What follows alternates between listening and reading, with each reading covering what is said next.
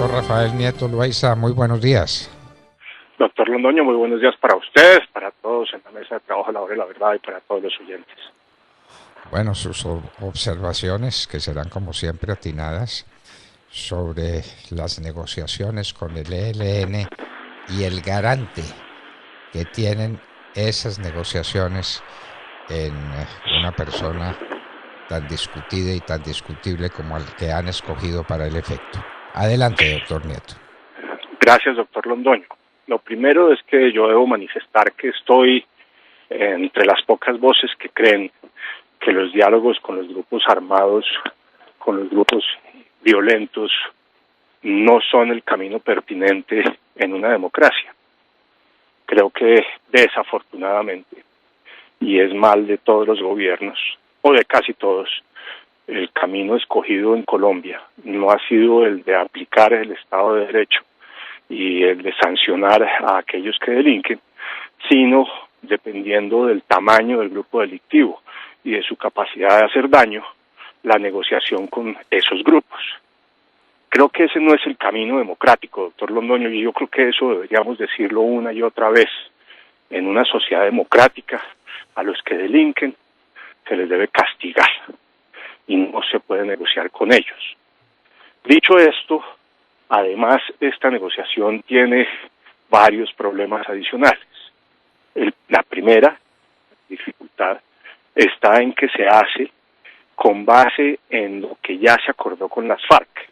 Ese es el punto de partida, no el punto de llegada, y eso tiene que despertar enorme preocupación, porque el ELN entra a la mesa sabiendo que le van a dar como mínimo lo mismo que le dieron a las FARC, que ya, en mi opinión, fue mucho y fue excesivo, atentó claramente contra la democracia, premió a los violentos y le terminó entregando a ellos un conjunto de beneficios políticos y económicos, además de la impunidad que no tienen los ciudadanos de bien.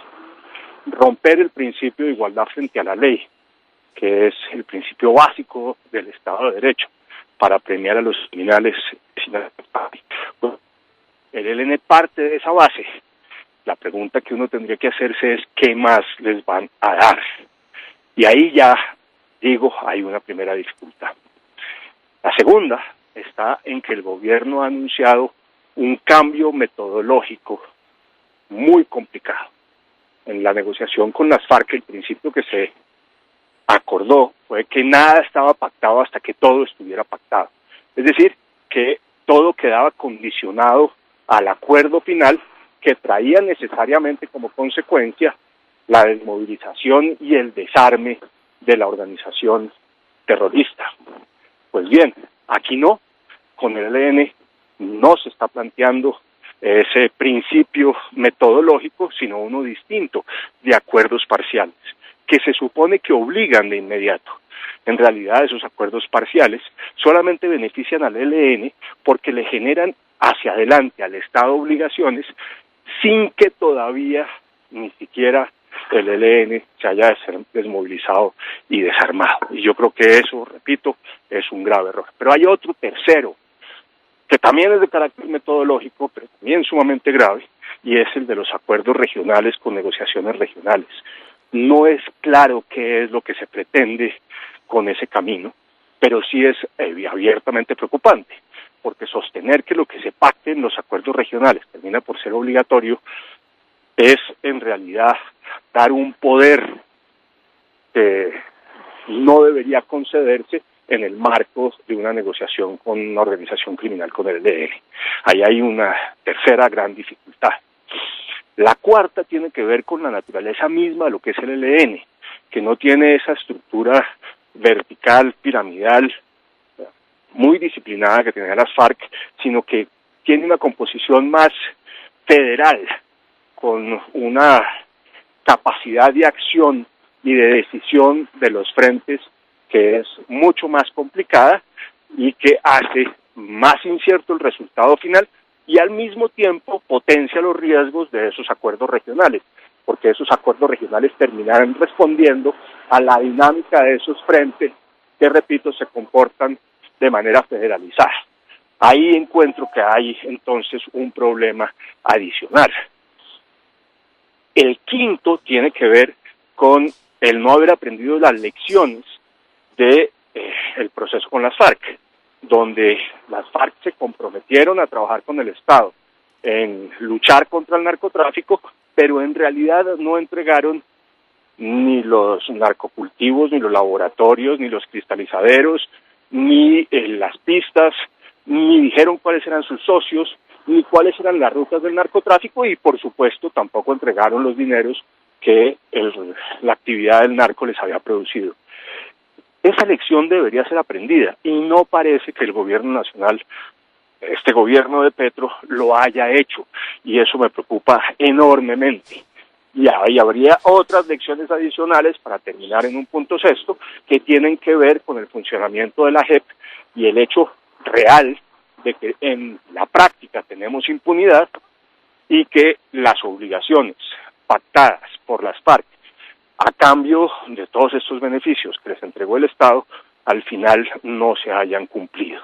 Y tenemos responsables de crímenes de lesa humanidad y crímenes de guerra, los peores de todos, cumpliendo funciones de senadores y representantes cuando su lista no sacó siquiera 50,000 votos en las últimas elecciones. O sea, sin ningún tipo de representatividad política. Después viene el tema de los garantes y de usar a Cuba como, en principio se ha sostenido, espacio de la negociación.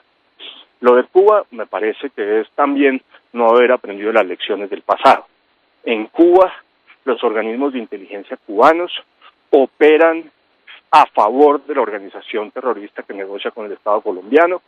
Es sabido cómo, para poder hablar con tranquilidad, los negociadores colombianos tenían que salirse de las casas de domicilio o de los lugares donde se estaba negociando para hablar en las calles, porque las casas de las negociaciones y del domicilio estaban llenas de micrófonos. Las personas que atendían y el servicio eran funcionarios de la inteligencia cubana y no se podían mantener comunicaciones discretas, y los mismos problemas había para comunicarse entre La Habana y Bogotá. Usar a Cuba como lugar para hacer las negociaciones es claramente un error. No es un espacio neutral, para decirlo de alguna manera. Tenemos además el antecedente de que cuando se rompieron las negociaciones y la ELN cometió ese crimen horrible del atentado contra los cadetes en la Escuela General Santander, y el gobierno colombiano pidió la deportación o la extradición de los comandantes del ELN en Cuba, Cuba alegó que no podía hacerlo porque había sido garante del proceso en los diálogos. Y a mí me parece que ese es, de fondo, el principal problema que vamos a tener con Venezuela. Venezuela podrá alegar en el futuro que no va a deportar o a extraditar a los comandantes helenos que estén en su territorio porque habrá cumplido una función de garante que después no puede desdibujar deportando o extraditando a los comandantes guerrilleros. Y eso, en el fondo, lo que da es un argumento de legalidad aparente a un hecho que es cierto, y es que hoy el territorio venezolano es un espacio de refugio y de aprovisionamiento estratégico de los grupos armados criminales. Pero hoy se lo podemos reprochar al gobierno de Maduro y podemos decirles que es inaceptable. Después de que sea garante, ellos podrán alegar que esa presencia es inobjetable en la medida en que no podrían incumplirle al ELN las obligaciones que se supone devienen de su papel de garantes. Así que me parece que es un grave error haber tomado esa decisión de haber señalado a Maduro como garante del proceso. Claro, porque es parte en el conflicto. Es parte en el conflicto que protege a los actores del conflicto, que son los miembros de las guerrillas y de los grupos narcotraficantes que se alojan en territorio venezolano. Entonces, ¿qué garantía es la que puede dar una parte en el conflicto respecto de la solución que el conflicto tenga? De manera que con muy malos augurios se inician estas conversaciones, doctor Nieto. No sabemos esto para dónde va, ni cómo se inicia, ni cuándo se inicia, ni qué significado es el que va a tener el acuerdo y siquiera las conversaciones con el grupo del ELN.